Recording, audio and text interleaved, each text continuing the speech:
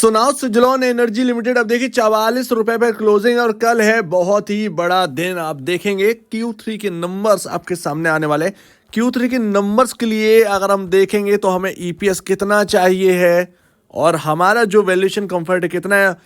एक और बात, ये क्वार्टर बहुत ही इंपॉर्टेंट होने वाला है क्योंकि कर्ज के बाद पहला क्वार्टर ये आने वाला है। कर्ज मुक्त हो चुकी है कंपनी ऑलमोस्ट, बट यहाँ पर जो है ये क्वार्टर काफी इंपॉर्टेंट है। तो अभी Q3 से पहले एक अच्छा खासा प्रोजेक्ट जो है वो विन कर लिया है। 642 मेगावाट विंड पावर प्रोजेक्ट जो है वो सुजलॉन ने जीत लिया है एबीसी क्लीन टेक से। सो दैट इसकी वजह से आज हमें स्टॉक जो है चलता हुआ दिखा है, बट स्टॉक आ चुका है अपने कह सकते हैं यहाँ पर 52 वीक हाई, जहां से ये स्टॉक गिरा था लगातार चलते चलते वक्त पर। वहीं पर हम जो है वो Q3 के नंबर से पहले वापस आ चुके हैं, यानी स्टॉक के अंदर एक्शन दोबारा दिखने लगा है और बस कुछ ही पैसे की बात है और ये 52 वीक हाई जो है उसके ऊपर निकल जाएगा। तो ये बहुत ही अच्छी बात है और अभी यहाँ पर ना 54 रुपए तक जाने का यहाँ पर जो है लगता है सुजलॉन एनर्जी जो है वो रुकेगा नहीं। 54 के अराउंड तक ये स्टॉक जाकर रहेगा, यानी कि यहाँ से 10 रुपए की और अपसाइड आपको जो है वो देखने को मिल सकती है। सो दैट इसके अंदर अगर आप देखें तो Q3 बहुत बड़ी मदद करेगा। अगर Q3 नहीं अच्छा आया, ध्यान रखिएगा, एक वर्स्ट केस सिनेरियो हम लेके चलते हैं।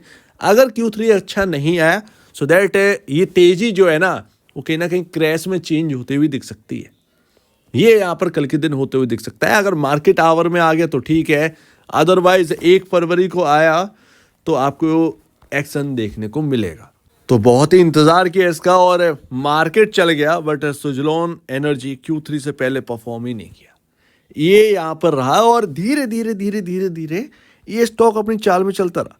आप देखेंगे 35 का लेवल अराउंड, मैंने जहाँ पर आपको बताता था कि इंपॉर्टेंट लेवल्स हैं, यहाँ पर अगर किसी को ऐड करने तो यहाँ ऐड करिएगा। थोड़ा सा रेंज और है आपका, अगर वहाँ पर आपको मिले तो उधर भी आप देख लीजिएगा। सो दैट बिल्कुल सही सटीक रहा है, वहाँ से भी आपको यहाँ पर जो है प्रॉफिट देखने को मिला है। अराउंड हमारी जो एक कैलकुलेशन थी वो बिल्कुल सटीक बैठती हुई नजर आ रही है। सो दैट मार्केट कैप अगर आप देखेंगे तो 60,000 करोड़ पर पहुंच चुका है, यानी कि वापस यहाँ पर जो है हम हाइज पर आ चुके हैं। कल का दिन इंपॉर्टेंट होगा, आपका म्यूचुअल फंड का डेटा भी आना है, 5 फरवरी से स्टार्ट हो जाएगा और म्यूचुअल फंड का जो डेटा बिगड़ रहा था वो पैटर्न में भी दिख रहा है। एफआईआईज और म्यूचुअल फंड का डेटा, डीआईएस नेगेटिव है, एफआईआईज काफ़ी पॉजिटिव हो चुके हैं इस कंपनी के ऊपर।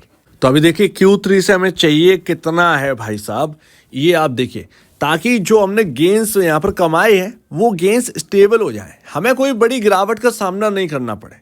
तो अभी हमें जो चाहिए है वो कंफर्ट के लिए चाहिए 0.41 का ईपीएस है अभी आपका कैलकुलेटेड, ठीक है, Q3 से पहले। Q3 के बाद आप देखें तो 0.56 के अराउंड हमें अर्निंग पर शेयर चाहिए, यानी कि मोटा मोटा आप देखें तो 52.52 के ऊपर ही हमें ईपीएस चाहिए, उससे नीचे ईपीएस चाहिए ही नहीं है। आप देखेंगे वैल्यूएशन कंफर्ट तभी आ पाएगा जब ये 0.52 से ऊपर का अर्निंग पर शेयर निकाल कर लाए, यानी कैलकुलेटेड की मैं बात कर रहा हूँ। 4 क्वार्टर का मिला हुआ है ये, 4 क्वार्टर का मिला हुआ है ये, हमें Q3 में चाहिए ही चाहिए। और आप देखें उसके बाद आपको वैल्यूएशन कंफर्ट मिलेगा, क्योंकि आपका जो पी रेशियो है वो 106.63 पर है और आपका इंडस्ट्री भी जो है वो अभी 73.98 पर है। तो अभी अगर आप देखोगे तो आपको ऑलमोस्ट यहाँ से भी 8 से 10 रुपए की गिरावट देखने को मिल जाएगी। इतना अभी यहाँ पर जो है वैल्यूएशन अभी स्टिल महंगी देखने को मिल रही है सुजलॉन की। तो अभी उससे बचने के लिए इतना क्वार्टरली नंबर्स में तो चाहिए ही है अर्निंग पर शेयर। और मान लीजिए जोड़ जाकर 0.41 से 0.56 का ईपीएस हो जाता है तो हमारा जो पी रेशियो है 44 रुपए के भाव के हिसाब से मैं आपको बता रहा हूँ, यहाँ पर ऑलमोस्ट यहाँ पर आपका रह जाएगा 78 का पी रेशियो, यानी कि Q3 के नंबर आने के बाद इस स्टॉक का पी रेशियो 78 का हो जाएगा। 106 से 78 में ह्यूज डिफरेंस है, जो कि आपको वैल्यूएशन कंफर्ट देने में काफ़ी हेल्पफुल होएगा। अभी देखिए जिस तरीके से एनालिस्ट की रिपोर्ट्स आ रही थी कि सुजलॉन एनर्जी अब यहाँ पर जो है बहुत ज़्यादा गेन नहीं कर पाएगा या वगैरह वगैरह, वो एक तवज्जो वाली बात थी। आपको देना था दे दिया, आपको नहीं देना था नहीं दिया, लेकिन हम पॉजिटिव थे और उसका यहाँ पर नतीजा देखने को मिला है।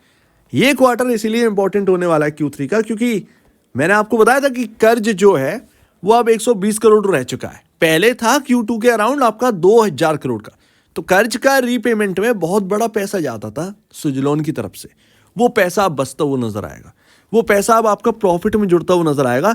तो मुझे पूरा यकीन है कहीं ना कहीं आपका जो ईपीएस है जो हम देख रहे हैं कि 0.56, शायद उससे एबव आपको देखने को मिल जाए, शायद उससे आपको एबव देखने को मिल जाए। अगर इतना आ जाता है तो इसके अंदर ह्यूज वैल्यूएशन कंफर्ट आपको देखने को मिलेगा। ऐसे में शायद ये स्टॉक जो है वो आपका 54, 55, 60 तक जो है वो रैली दिखा दे।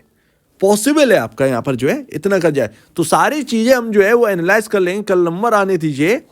होप यही है कि जो कर्ज में 60-70 करोड़ रुपए जो है वो खर्च होता था वो अब सीधा सीधा प्रॉफिट में जुड़ेगा। तो वो प्रॉफिट में जुड़ेगा, वो अर्निंग पर शेयर और इंक्रीज यहाँ पर करेगा। आप जो कमा रहे थे, जो आपको बच रहा था वो तो था ही, कर्ज वाला और बचेगा, तो दोनों एडिशन में आपका प्रॉफिटेबिलिटी और बेहतर नजर होती हुई नजर आएगी। तो यही एक रीजन है और यही हम कह रहे हैं कि Q3 का नंबर जो है ना वो काफी फोकस में रखेंगे। और आप सोच रहे होंगे 78 के पी रेशियो क्या होगा। 78 का पी रेशियो आप सीमेंस का देखिए 78, एबीबी इंडिया 83। अबाउट हम देखें अगर हम 80 इतना ईपीएस नहीं लेके आ पाते, इसीलिए मैं 0.52 रखा। कोई बहुत बड़ा टारगेट नहीं है अगर कैलकुलेटेड 4 क्वार्टर के देखेंगे, मैं सिंगल क्वार्टर का नहीं बता रहा हूँ ये। तो अगर अच्छा खासा मिल गया ना, ये यहाँ पर ना आपका जो पी रेशियो है आप इनके बराबर आ जाएंगे, आप बहुत ज़्यादा महंगे नहीं दिखेंगे। तो ऐसे में गिरावट की संभावना, कोई बहुत बड़ी गिरावट की संभावना ऐसे में आपको नहीं घेरेगी, ये यहाँ पर समझ में आ जाएगा। सिंपल सी बात है। अदरवाइज अभी भी रिस्क जो है वो आप कह सकते हैं 8 से 9 रुपए का रिस्क अभी भी इस स्टॉक के अंदर बना हुआ है।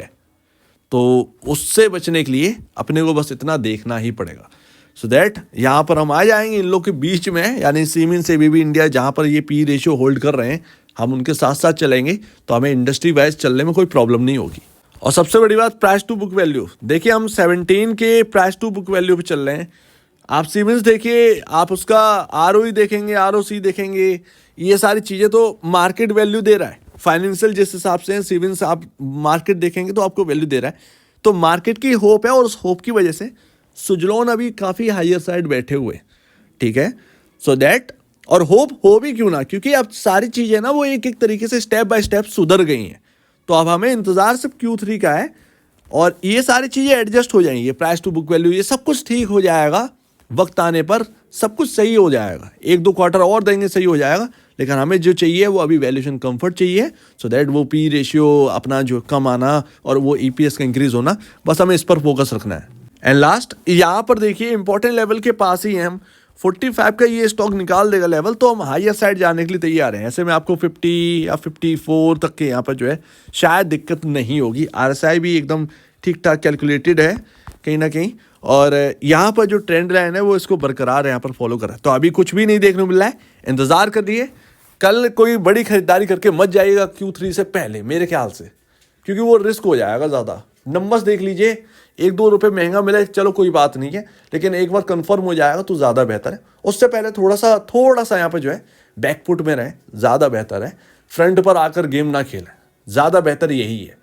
सो उम्मीद है काफ़ी कुछ आपको समझ में आया होगा। हमें 45 के लेवल ऑलमोस्ट 43.80 पर बंद हुआ है, ज़्यादा परेशानी नहीं होगी। अगर कल यहाँ पर मार्केट में तेजी होती है तो कहीं ना कहीं यहाँ पर जो है सुजलोन पर भी यहाँ पर जो है असर होता हुआ नजर आएगा। सो इंतजार करते हैं Q3 का, कल एनालाइज करेंगे। सो उम्मीद है काफ़ी कुछ आपको समझ में आया होगा। आपका क्या कहना है इसके ऊपर कमेंट सेक्शन में, और अब वीडियो देखने के लिए बहुत धन्यवाद दोस्तों।